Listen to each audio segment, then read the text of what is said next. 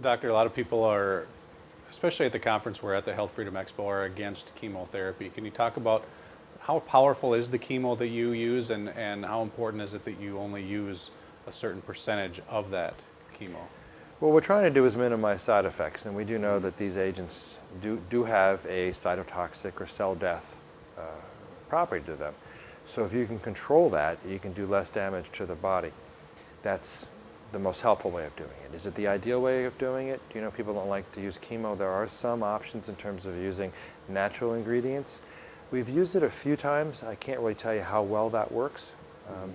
I'd like to do more if there's patients that are willing to try that, so we can kind of follow it and see, but we don't really have the ability to create a large study, you know, pick 100, 200 patients and kind of do that Mhm. on right now. That's not typically what we're able to do.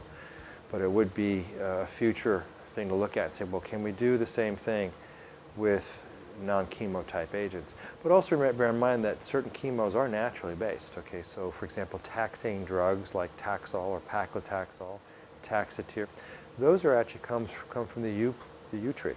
Mm.